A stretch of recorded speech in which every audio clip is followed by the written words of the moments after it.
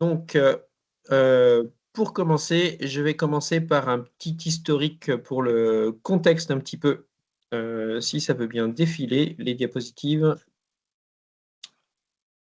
Voilà. Donc un petit historique et contexte d'où vient ce programme Université naturaliste. Donc, ça fait partie, c'est dans le contexte de l'ONG Objectif Sciences Internationales, qui a été créé en 1992. En 2013, j'ai rejoint l'ONG Objectif Sciences Internationales. J'ai créé un nouveau programme de recherche et de pédagogie qui s'appelle donc Biodiversita. Dans ce cadre-là, j'ai très vite été confronté à une problématique de recrutement d'encadrants pour les projets, de recrutement d'encadrants qui avaient des compétences fortes, des compétences naturalistes de terrain fortes, parce que malheureusement, en France, c'est quelque chose pour lequel il n'y a pas de formation ou quasiment pas de formation pour ce type de compétences-là. On fait de la zoologie, on a fait de la botanique, mais on fait ça essentiellement à l'université et un petit peu déconnecté du terrain. Donc, le programme Biodiversita, sa mission, c'est de travailler à une meilleure connaissance de la biodiversité, de son évolution, de ses causes de régression, afin de mieux résoudre les enjeux de conservation. Et la stratégie, c'est de développer l'implication des citoyens dans l'évaluation, le suivi et la conservation de la biodiversité. Sachant qu'il y a beaucoup de professionnels de l'environnement en France qui travaillent à l'évaluation et au suivi de la biodiversité, mais sans une implication d'un grand nombre de citoyens, nos connaissances actuelles seraient bien plus limitées. Et c'est principalement par le développement de l'implication des citoyens que je pense qu'on peut, dans le contexte actuel, aboutir à une meilleure prise en compte de la biodiversité dans la société. En 2016, j'ai donc créé une première formation naturaliste qui était au départ pour former les encadrants de l'ONG et qui s'est très vite ouverte à des personnes extérieures. Aujourd'hui, ça sert encore très à la marge pour former des encadrants de l'ONG. C'est essentiellement des participants qui viennent de tout horizon qui participent à nos formations naturalistes.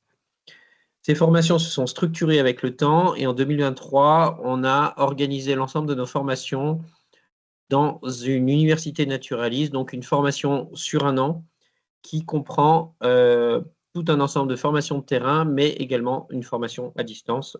Je vais revenir en détail sur ces éléments. Donc, le format de nos formations de terrain, c'est des formations qui sont en présentiel, qui durent 5 jours. L'axe prioritaire, comme j'en parlais, c'est d'acquérir des compétences pratiques de terrain. Donc, il ne s'agit pas d'avoir des compétences encyclopédiques ou des compétences théoriques sur la faune et la flore, mais vraiment des compétences de terrain, c'est-à-dire de savoir observer, identifier, comprendre ce qu'on observe dans la nature. Donc, l'identification prend une part importante, mais également la compréhension des interactions entre les différentes espèces et tout ce qui est de la méthodologie d'observation, d'identification, etc. C'est des formations donc, qui sont, pour faire simple, ça dépend un petit peu des formations, mais environ 2 tiers ou un peu plus de 2 tiers de temps sur le terrain, 1 tiers en salle. Et les temps de formation en salle ne sont pas des temps théoriques qui sont axés vers les compétences de terrain. Ça va être soit pour introduire un nouveau domaine, soit pour faire le bilan des synthèses des observations qui ont été faites sur le terrain. On verra tout un tas d'exemples de sessions en salle tout à l'heure pour mieux comprendre de quoi il s'agit. C'est des formations qui ont la particularité d'être multithématiques, c'est-à-dire qu'on va faire à la fois, selon les formations, ça peut être variable, mais on va faire souvent de l'ornithologie, de la botanique, l'étude des insectes, des mammifères, etc. L'objectif est de sortir un petit peu du moule un petit peu de formation un peu plus classique où on va ne faire que de la botanique, par exemple, pour pouvoir étudier l'écosystème dans sa globalité et comprendre les interactions entre les différents groupes.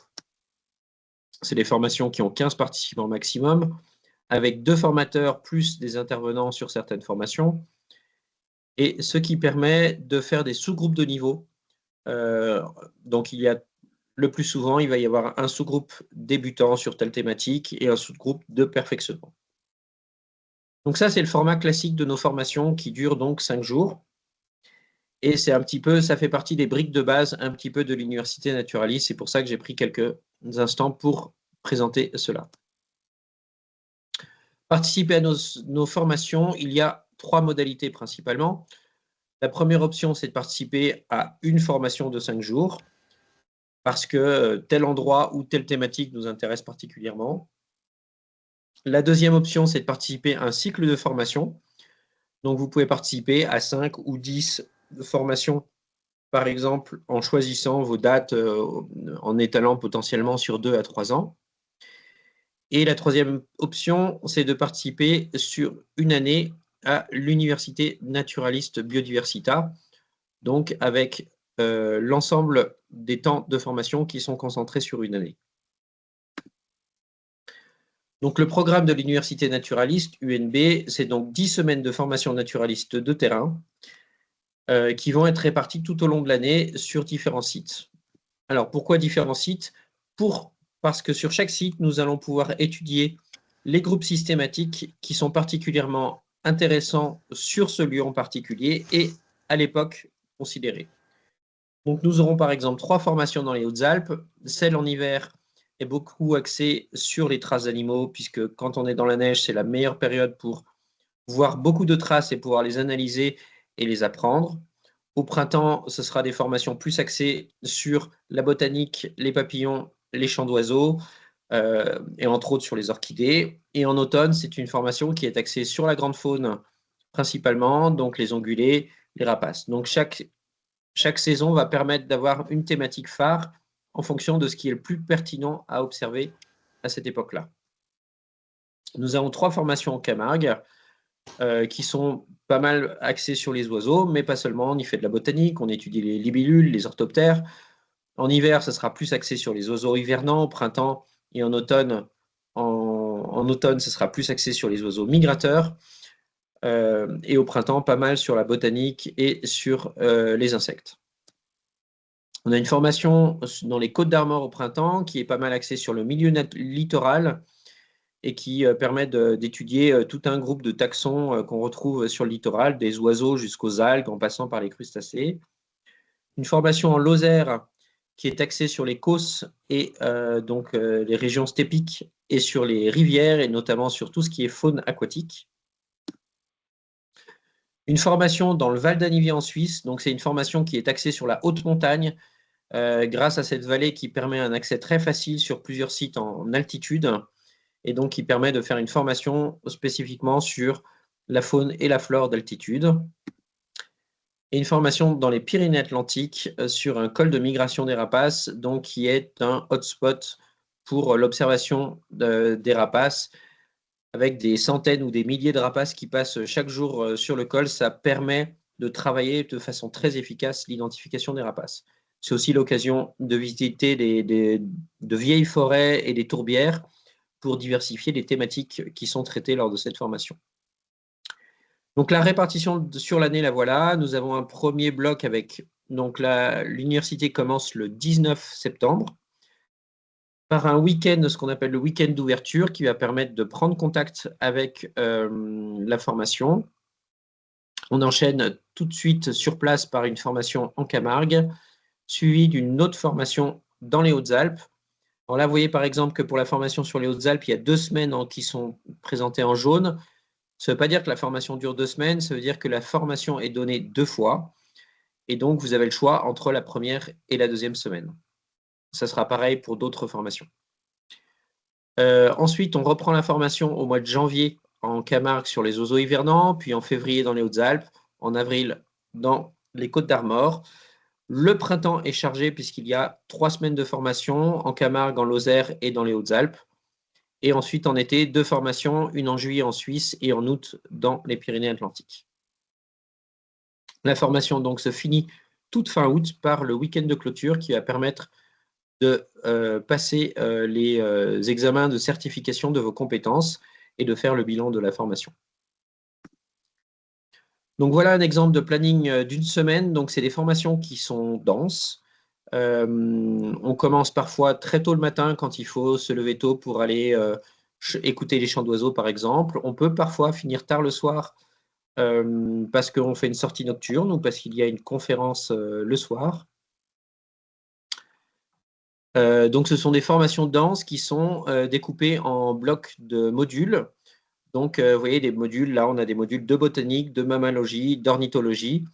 Et chaque module, la plupart des modules vont permettre d'avoir 2 sous-groupes. Donc, un groupe des débutants avec un formateur et un groupe de perfectionnement avec un autre formateur.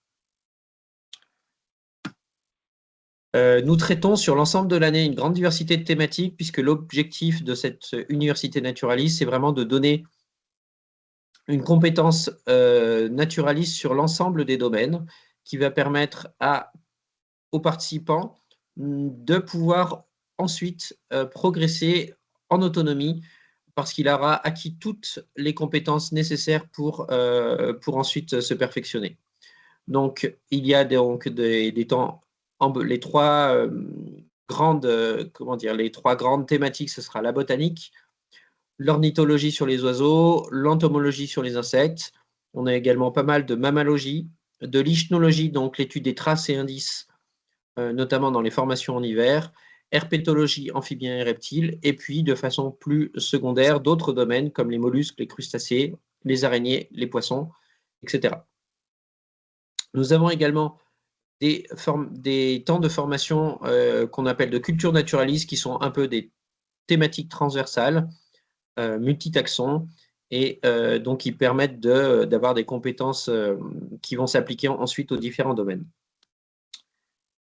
Donc voilà, un petit passage en revue des différentes thématiques. En botanique, on a des modules sur les arbres, sur les buissons, sur les plantes à fleurs. On a un focus sur les orchidées au printemps et également des temps sur plus originaux, comme par exemple sur les algues dans la formation en Bretagne. En ce qui concerne l'ornithologie, on va étudier les passereaux, notamment par les chants d'oiseaux. On va avoir une formation qui est beaucoup axée sur les rapaces diurnes, qui est quand même un élément phare de l'ornithologie. On va avoir un temps sur les rapaces nocturnes également en automne. Des temps de formation sur tout ce qui est l'arolimicole, donc les oiseaux des zones humides, notamment dans les formations en Camargue. Et puis des temps de formation sur les oiseaux par milieu, donc les oiseaux des zones stépiques en Lozère, les oiseaux d'altitude en Suisse, etc. En entomologie, on va avoir une formation sur les bases de l'entomologie, mais également des perfectionnements donc, sur les papillons, papillons de jour comme papillons de nuit, sur les libellules, l'ordre des orthoptères, sauterelles, criquets et grillons, et également dans la formation en Lozère sur les insectes aquatiques. En mammalogie, on va surtout s'intéresser à la grande faune, donc notamment aux grands prédateurs, loups, lynx, mais également les ongulés, donc les ongulés que ce soit les cervidés, les sangliers, les ongulés de montagne. Et notamment, on s'intéressera beaucoup aux interactions entre ces différentes espèces et aux interactions entre ces espèces et les écosystèmes pour comprendre leur importance dans le fonctionnement des écosystèmes. Ichnologie, donc la science qui étudie les traces et empreintes, les traces et indices de la faune sauvage. Donc, on étudiera à la fois les empreintes, les pistes, les laissés, les restes alimentaires et tous les autres indices qui permettent d'identifier une espèce et la présence d'une espèce. Herpétologie, donc des temps de formation sur les reptiles et sur les amphibiens, notamment lors des formations en Camargue, et des domaines qui seront abordés de façon plus succincte, la malacologie, donc l'étude des mollusques, notamment lors de la formation en Bretagne. Voilà. Donc les formations, elles vont être scindées en, comme je le disais tout à l'heure, à peu près 2/3 de temps de sortie sur le terrain. Donc les sorties sur le terrain sont elles-mêmes organisées, donc il va y avoir des temps spécifiques sur une thématique ou sur une autre. Donc un temps où on va se consacrer à l'identification de tel groupe de plantes, un temps où on va se consacrer aux papillons de jour comme sur la photo. On va avoir également des temps qui vont être avec des observations opportunistes, c'est-à-dire qu'on va faire en fonction des rencontres que l'on peut réaliser. Ça permet également à chaque personne de pouvoir également plus approfondir la thématique qu'il souhaite. Et on aura également des sorties, même sur les sorties sur le terrain, on aura des groupes de niveau, pas à tous les moments, mais sur certains moments, on aura des groupes de niveau. Par exemple, si on a un temps sur les papillons de jour, les débutants d'un côté, les perfectionnements de l'autre, afin d'adapter le discours et la formation à chacun. En plus des temps sur le terrain, donc comme je disais, on a des temps en salle. Les temps en salle, ils peuvent être très, très variés. On a une grande diversité de types d'approches. Là, par exemple, c'est un atelier qui est basé sur une collection d'échantillons d'insectes, mais on a la même chose à partir de collections de crottes pour l'identification des laissés, de collections de crânes. On a à partir d'herbiers, donc on a tout un tas de collections d'échantillons qui peuvent nous servir également de support de formation. On a des ateliers participatifs, comme par exemple ici sur la formation en Bretagne, où on cherche à former les participants sur l'utilisation de l'espace et les différents écosystèmes par les oiseaux du littoral. Une mise en pratique de protocoles scientifiques. Donc, un des objectifs de nos formations, c'est aussi d'inciter et de former les participants sur des protocoles de sciences participatives. Donc là, lors de cette formation en Bretagne, là, par exemple, c'est un protocole sur les laisses de mer. Mais du coup, chaque formation sur le terrain sera l'occasion de découvrir et de pratiquer un protocole scientifique de sciences participatives. Il y a des modules techniques sur l'utilisation du matériel de terrain, comme par exemple lors de la formation d'automne, un module sur l'utilisation des pièges photos, module également sur l'éthique naturaliste, donc des modules qui sont un peu transversaux à travers différentes disciplines. Des travaux pratiques en salle, donc par exemple ici c'est un module sur l'étude des pelotes de réjection, donc les pelotes qui sont laissées par les rapaces nocturnes et qui permettent d'étudier notamment les micro-mammifères. Des modules de formation à partir d'une projection, qui permettent soit de poser les bases sur un domaine, soit au contraire, après avoir vu les bases sur le terrain, d'aller un petit peu plus loin en salle. Et puis, on a également des jeux naturalistes. Donc, on prend les jeux très au sérieux puisqu'on pense que c'est une excellente façon d'apprendre. Et donc, vous pourrez découvrir tout au long de l'année un ensemble de jeux naturalistes qui ont été conçus par l'équipe de formateurs afin de pouvoir mieux ancrer les compétences et mémoriser les connaissances acquises pendant la formation. Enfin, notamment en soirée, vous pourrez avoir quelques conférences qui permettent d'ouvrir un petit peu les horizons sur des éléments plus de compréhension du fonctionnement des écosystèmes dans certains cas. Des conférences qui sont généralement données par les formateurs et parfois par des intervenants.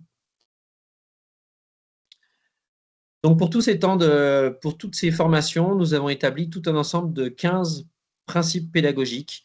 Vous pourrez les retrouver en détail sur notre catalogue PDF. Je vous invite à aller les lire pour voir un petit peu l'état d'esprit dans lequel nous donnons ces formations. Parmi ces principes pédagogiques, un principe important, c'est que nos objectifs, c'est vraiment d'autonomiser les participants.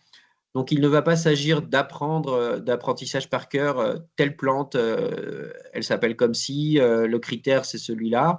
Bien sûr que c'est des choses qui vont venir dans les formations, mais l'objectif est surtout de savoir comment faire pour identifier une plante, comment faire pour attraper, observer un papillon, comment faire pour trouver des indices de présence de mammifères, etc. Donc, l'objectif est vraiment d'autonomiser les participants dans leur pratique naturaliste pour qu'ils puissent développer leurs compétences pendant la formation et après la formation.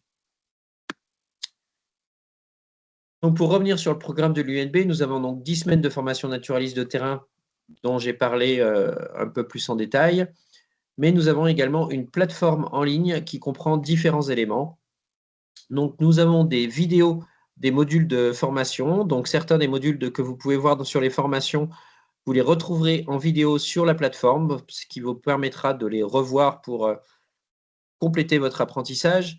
Vous y trouverez également des vidéos de modules de formation différents de ceux qu'on voit sur les formations sur le terrain, souvent des modules de formation dont on n'avait pas la place de les inclure dans nos formations.